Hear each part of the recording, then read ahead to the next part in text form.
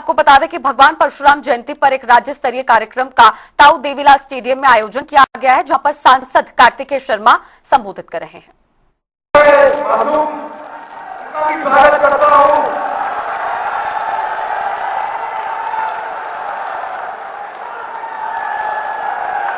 मैं देश के आज सभी दुश्मनों से आपके माध्यम से कुछ कहना चाहता हूं। ये सच है कि भारत युद्ध की नहीं बुद्ध की भूमि है, लेकिन ये भी सच है कि भारत परशुराम जी की भी भूमि है। और जब परशुराम जी का वर्षा चलता है तो जो भारत के दुश्मन कहीं भी किसी भी दुनिया के कोने में बैठे हो, मैं उनको इस बात का से अवगत कराना चाहता हूं कि हमारे देश के अंदर एक ऐसे प्रधानमंत्री जी हैं जिन्होंने एक बात कही थी और कहा था, ना आंख झुका के बात करेंगे, ना आंख उठा के बात करेंगे, आंख में आंख डाल के बात करेंगे। और आज समय आ गया है कि आंख में आंख डाल के बात की जाएगी। मुझे पूरा विश्वास है, भरोसा है माननीय प्रधानमंत्री श्री नरेंद्र मोदी जी पर और उनकी नीतियों पर, क्योंकि आज भारत बदल गया है। आज वो भारत नहीं है कि देश के दुश्मन भारत में घुस के 26/11 जैसी हरकत करके चले जाएं। आज एक अलग भारत में है और इस भारत की गूंज और वो जो कायरतापूर्वक घटना पहलगाम में हुई है उसका कही थी और कहा था, ना आंख झुका के बात करेंगे, ना आंख उठा के बात करेंगे, आंख में आंख डाल के बात करेंगे। और आज समय आ गया है कि आंख में आंख डाल के बात की जाएगी। मुझे पूरा विश्वास है, भरोसा है माननीय प्रधानमंत्री श्री नरेंद्र मोदी जी पर और उनकी नीतियों पर, क्योंकि आज भारत बदल गया है। आज वो भारत नहीं है कि देश के दुश्मन भारत में घुस के 26/11 जैसी हरकत करके चले जाएं। आज एक अलग भारत में है और इस भारत की गूंज और वो जो कायरतापूर्वक घटना पहलगाम में हुई है उसका बहुत करारा जवाब मिलेगा। एक एक व्यक्ति से हिसाब लिया जाएगा। मैं धन्यवाद करना चाहता हूं माननीय मुख्यमंत्री जी का, मैं धन्यवाद करना चाहता हूं श्री नरेंद्र मोदी जी का, जिन्होंने इस चुनाव के अंदर एक नया इतिहास बनाने का काम किया है। उन्होंने हरियाणा के इतिहास में सबसे ज्यादा ब्राह्मणों को टिकट देने का काम किया है। और मैं धन्यवाद करना चाहता हूं अपनी देवतुल्य जनता का कि आप लोगों ने अपना विश्वास भारतीय जनता पार्टी में और श्री नैब सिंह सैनी जी में जताकर एक नया इतिहास और कीर्तिमान बनाने का काम किया है। सबसे ज्यादा ब्राह्मण विधायक जिताकर पहली बार चंडीगढ़ भेजने का काम किया है।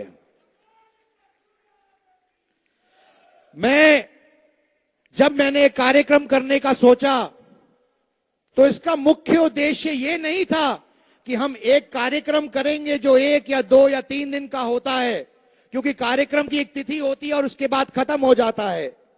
पर कार्यक्रम करने का उपलक्ष्य था समाज में चेतना जगाना। जो भगवान परशुराम जी की शिक्षा है, जो उनका जीवन है, जो उनके जीवन का सार है, हमें उनके जीवन का अनुसरण करना चाहिए। और अनुसरण करते हुए हमें युवा पीढ़ी को और आगे बढ़ाना चाहिए ताकि उन तक भी भगवान परशुराम जी की शिक्षा पहुंच सके।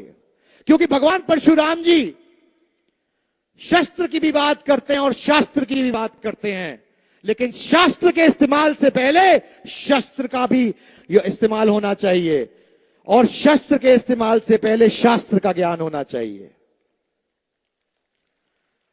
भगवान परशुराम जी का जो जीवन है वो आज के दिन में उसका महत्व कहीं और बढ़ जाता है। शायद इसीलिए भगवान परशुराम जी एक ऐसे भगवान हैं जिनका वर्णन हर युग में मिलता है, चाहे वो द्वापर युग हो, त्रेता युग हो, सतयुग हो या कल युग हो। क्योंकि हर युग में ये अन्याय और न्याय की लड़ाई होती है, धर्म और अधर्म की लड़ाई होती है, और इस लड़ाई के अंदर हमेशा विजय धर्म की और न्याय की होती है, जिसकी इसीलिए भगवान परशुराम जी को हम अपना प्रतीक मानते हैं, और ये मानते हैं कि भगवान परशुराम जी के जीवन का जब हम अनुसरण करेंगे तो हमारे जीवन के अंदर वो कठिनाइयां, मुश्किलें खत्म हो जाएंगी और हमें न्याय मिलेगा।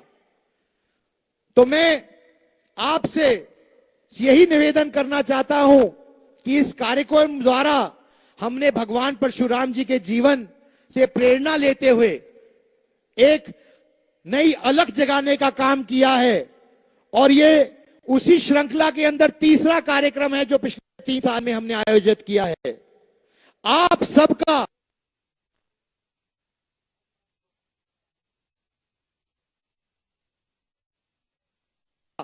प्यार और आशीर्वाद समाज की भी बात करना चाहता हूं, से अलग अलग क्षेत्रों से आए हैं, अलग अलग जिलों से आए हैं। मैं आपका कोटि कोटि धन्यवाद करना चाहता हूं दिल की गहराइयों से कि आप एक कॉल पर यहां पर आए। मैं आपका कृतज्ञ हूं, और मैं आपको विश्वास दिलाता हूं कि माननीय मुख्यमंत्री जी एक ऐसे मुख्यमंत्री हैं, नॉन स्टॉप मुख्यमंत्री, जो जब से मुख्यमंत्री बने हैं रुके ही नहीं हैं।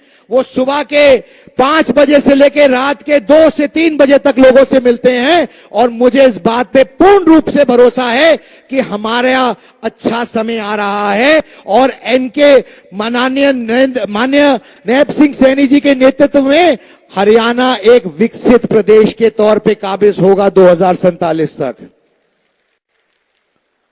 मैं आपकी भी कुछ बात रखना चाहता हूं, समाज की भी बात रखना चाहता हूं।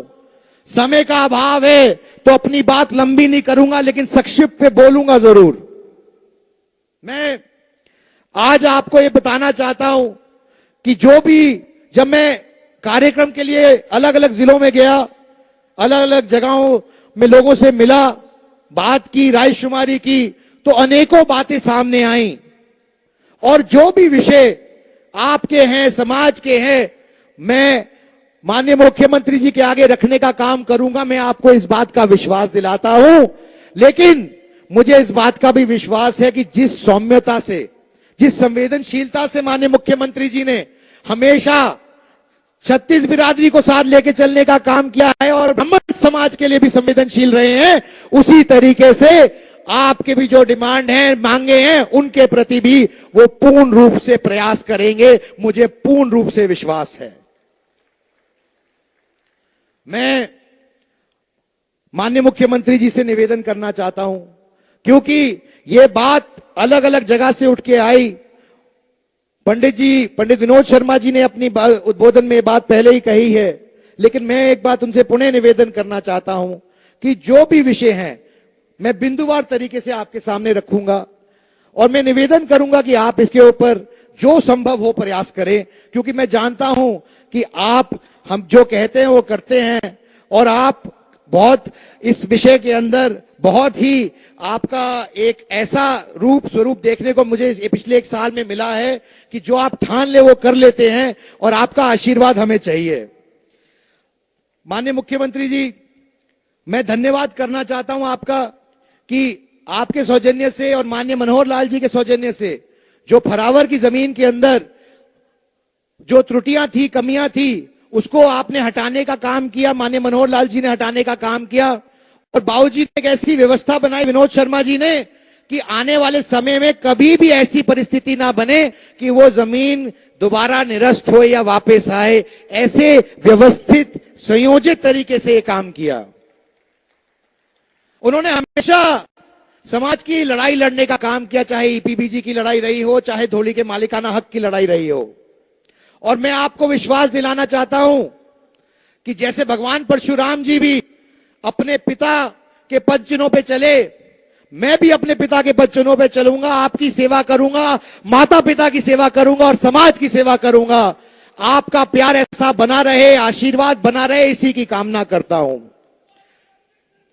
मैं ये भी निवेदन करना चाहता हूं समाज से कि सरकार अपना काम करेगी और करती है, हमें भी अपनी तरफ से प्रयास करने की जरूरत है। हमें भी इस तरह के प्रयास करने की जरूरत है ताकि हम भी अपने समाज को आगे बढ़ा सके। और इसी श्रृंखला के अंदर मैं एक दो चीजें आपके सामने जरूर रखूंगा आज। सबसे पहले मैं आपसे निवेदन करना चाहता हूं, खासकर अपने युवा साथियों से निवेदन करना चाहता हूं कि जो हम लोग भगवान परशुराम जी की प्रतिमा लगाते हैं, जो उनके स्टैचू लगाते हैं पार्कों में, धर्मशालाओं में, यो हमारे आदरणीय हैं, पूजनीय हैं, बहुत अच्छी बात है, लेकिन कहीं ना कहीं उनका अनादर होता है क्योंकि उनकी साफ सफाई ठीक से नहीं होती। मैं अपने युवा पीढ़ी के साथियों से मैं निवेदन करना चाहता हूं कि आप और मैं आज एक संकल्प लें कि हम सब मिलकर हर रविवार उनके जहां पर भी भगवान परशुराम जी की प्रतिमा है, स्टैचू है, चौक है, हम अपना कीमती समय निकाल कर जाएं और वहां पर खुद स्वयं से सेवा करनी शुरू करें, ताकि हमारे आदरणीय भगवान का जो प्रतिमा है उसका अनादर किसी भी प्रकार ना हो। मैं खुद स्वयं आपके साथ ये सेवा करूंगा। मैं दूसरा विषय रखना चाहता हूं। भारत को जब सोने की चिड़िया कहा जाता था तो इसलिए नहीं कहते थे कि हमारे पास दुनिया का सबसे ज्यादा सोना था, वो इसलिए कहा जाता था कि भारत हर प्रकार के ज्ञान का केंद्र था, चाहे वो आध्यात्मिक ज्ञान हो, चाहे वो भौतिक ज्ञान हो, या किसी भी प्रकार का विज्ञान हो। कहीं ना कहीं हमसे वो संज्ञा छूट गई और आने वाला समय भी ज्ञान का है। दुनिया में 70% जो आने वाले व्यवसाय बनेंगे वो ज्ञान से उत्पन्न होंगे। आज एक मौका है, एक यशस्वी प्रधानमंत्री श्री नरेंद्र मोदी जी ने जो कॉल दी है भारत को एक विकसित देश बनाने की 2047 तक, उसका रास्ता भी ज्ञान की धारा से होके जाता है। ज्ञान के साथ बहुत ही गहरा रिश्ता है, नाता है। कहीं ना कहीं ब्राह्मण समाज के पास यह दायित्व भी रहा है कि ज्ञान को बढ़ाए, उसका प्रचार प्रसार करे पूरे समाज में, 36 बिरादरी में, और हजारों साल से वह करता भी आया है। तो उसी के उपलक्ष्य में मैंने एक छोटी सी शुरुआत की है जो कि मैं आपके सामने रखना चाहता हूं।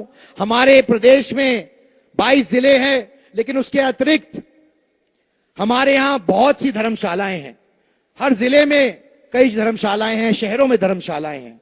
तो मैं मानता हूं कि हमारे को भगवान परशुराम जी के नाम पर भगवान परशुराम जी के ही प्रेरणा लेते हुए भगवान परशुराम जी ज्ञान गंगा केंद्र की स्थापना करना चाहता हूं। मैं उसकी आज घोषणा करना चाहता हूं और माननीय मुख्यमंत्री जी के कर कमलों से उसका लॉन्च कराएंगे। अभी मैं आपको उसकी जानकारी देना चाहता हूं संक्षिप्त में। जो भी धर्मशाला हमारे साथ आकर इस कार्यक्रम के अंदर एनरोल करना चाहती है, आप सब सादर आमंत्रित हैं।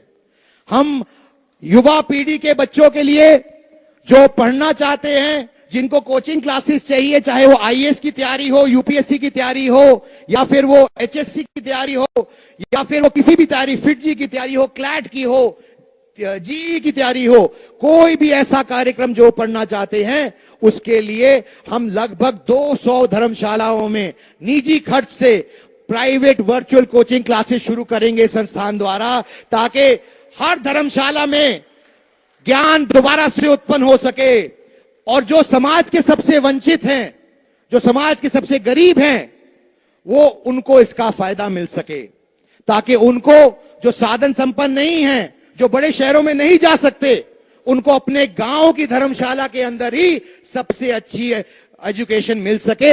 ये हमारा प्रयास है। उसके अंदर भारत के प्रबुद्ध लोग, जजेस, लॉयर्स, रिटायर्ड ब्यूरोक्रेट्स, टीचर्स, सब लोग आकर पढ़ाएंगे और अपना योगदान देंगे। मैंने इस पे विस्तृत तौर पे काम किया है, उन सब से बात की है और वो सब तत्पर हैं आपको, वो आपके बच्चों को पढ़ाने के लिए। शायद इस कार्य से हर धर्मशाला से 2-3 बच्चे आईएएस, आईपीएस, एचसीएस निकल सके, ये प्रयास है, क्योंकि हमारा देश दुनिया का सबसे युवा देश है। देश की अधिकांश आबादी, लगभग 65% आबादी 35 साल से कम उम्र की है। तो ये हमारा दायित्व बनता है कि हम युवा पीढ़ी की चिंता करें, उनके लिए सोचें, उनके लिए प्रयास करें।